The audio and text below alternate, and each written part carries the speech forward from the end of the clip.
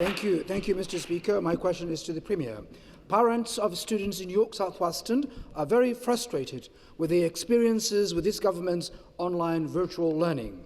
Parents like Philomena, whose grade 8 son has been waiting since August to be assigned a teacher. She writes, I just want a simple answer of when my son can be properly educated. This is creating an unnecessary distraction during an already very stressful time. It is now October, Mr. Speaker. What does the Premier have to say to Philomena about this failed online learning plan? Minister of Education.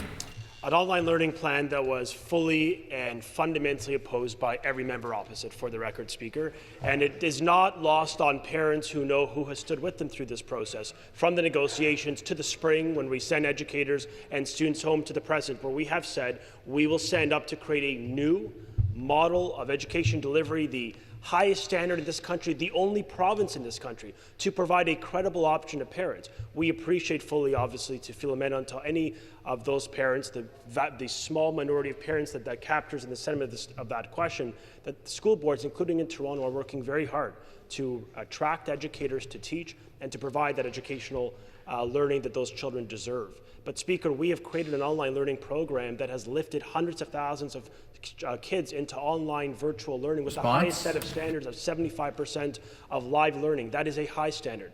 It is a positive, I think, a positive development in education. We'll continue to work with our school boards, providing them with the funds and the means to deliver it as strong as possible. And the supplementary question. Thank you, Mr. Speaker. My question again is to the Premier. Mr. Speaker, parents are fed up with all the delays and lack of planning.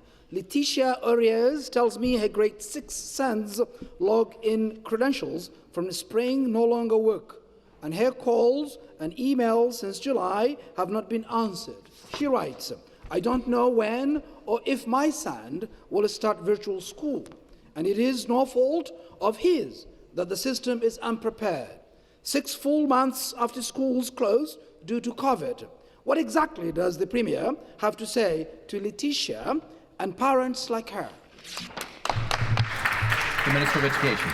That choice is a strength, Speaker, that we provided parents uniquely in this province with an online option in addition to a safe in-class form of learning, a choice, Speaker, that we believe is fundamental to ensuring parents are respected, that their choice and their circumstances respected, which is why we've done that in this province, whereas in Quebec it's compulsory to go send your child to school. And Speaker, we recognize that there are some challenges with our school boards in operationalizing these plans.